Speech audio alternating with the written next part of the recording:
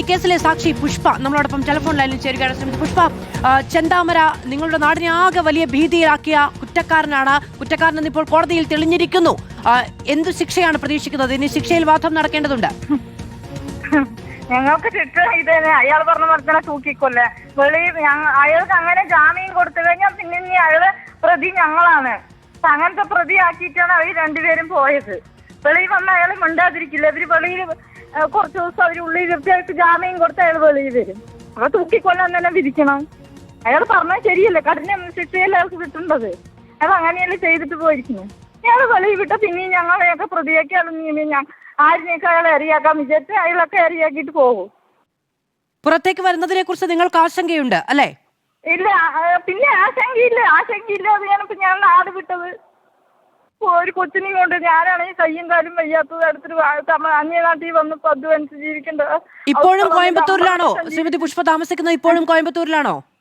ആ, കോയമ്പത്തൂരിൽ തന്നെ മാഡം. ചെന്താമര പുറത്തേക്ക് വരില്ല എന്ന് ഉറപ്പുണ്ടെങ്കിൽ മാത്രമേ നാട്ടിലേക്ക് മടങ്ങി വരൂ. ചെന്താമര ഉറപ്പുണ്ടെങ്കിലേ മടങ്ങി വരൂ. ഉറപ്പ് പറഞ്ഞാൽ അയാൾ തൂക്കിക്കൊണ്ടെന്ന് തന്നെ വിധിക്കണം. അല്ലാതെ ഞങ്ങൾക്ക് സർക്കാരിന്റെ ഒന്നും വിശ്വസിക്കാൻ പറ്റണില്ല. അതിന് വിശ്വസിക്കാതെ ചിലപ്പോൾ സജിതനെ കൊന്നിട്ട് 3.5 വർഷം കൂടി ഒരു ശിക്ഷ കൊടുത്തിട്ടില്ല. രണ്ടാമത് വന്ന് 2 മാസം ആകുമ്പോഴേക്കും ഇപ്പൊ 2 കൊലപാതകം ചെയ്തിട്ട് പോയി. കോടതിയിൽ തന്നെ അവൾ എന്നെ ഭീഷണിയാണ്. ഞാൻ അവളെ കണ്ടിട്ടില്ല, കേട്ടിട്ടില്ല. രാവിലെയും ഭീഷണിയായിരുന്നു. ഞാൻ എങ്ങനെ രക്ഷപ്പെട്ടു അവിടെ പോയ അത് പിന്നെ കൊല്ലുമ്പോഴും എന്നെ ഭീഷണിയായിരുന്നു. ഞാൻ എങ്ങനെ രക്ഷപ്പെട്ടു. ഇതിനും അങ്ങനെ തന്നെ ഇല്ല പറഞ്ഞത്. നീ ഇപ്പൊ വന്ന അയാൾ എന്നെയാണ് ആ 2 പിള്ളേര്. അത് വേറെ ആരും ഇതാക്കില്ല. അയാൾക്ക് അതന്നെയാണ് അയാൾ ലക്ഷ്യം വെച്ച് തന്നെ ഇരിക്കുന്നത്. ജീവന് ഭീഷണി ഉണ്ട് എന്നാണ് പുഷ്പ വിചാരിക്കുന്നത്. പിന്നെ അയാൾക്ക് സജിതനെ കൊല്ലുന്നതിന് മുമ്പ് ഭീഷണി തന്നെ.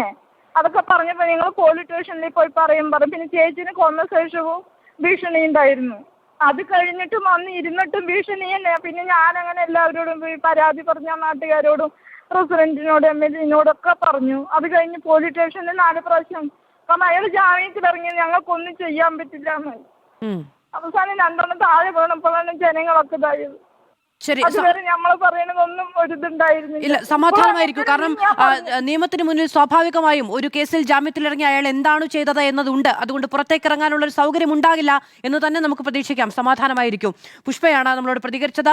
ഈ സംഭവം ഉണ്ടായതിനു ശേഷം, സജിതയുടെ മരണത്തിന് ശേഷം ജാമ്യത്തിലിറങ്ങി ചെന്താമര ഇരട്ടക്കൊലപാതകം നടത്തിയതിനു ശേഷം നാട് വിട്ടുപോയി കോയമ്പത്തൂരിൽ താമസിക്കുകയാണ് പുഷ്പ. അങ്ങനെ ഭീതിയിൽ ജീവിക്കുന്ന ഒരുപാട് പേരാ നെന്മാറ ഭാഗത്തുണ്ട്. കാരണം ഇയാൾ ആര് കാരണമാണ് ഇനി തനിക്ക് വീണ്ടും നിയമത്തിന്റെ പിടിയിലാകേണ്ടി വന്നത് എന്ന് ചിന്തിക്കുന്നു. അയാളാണ് അടുത്ത ഇര എന്ന് തന്നെയാണ് അവർ വിചാരിക്കുന്നത്. അതുകൊണ്ട് ഞാനാണ് അടുത്ത ഇര എന്നാണ് പുഷ്പ പറയുന്നത്.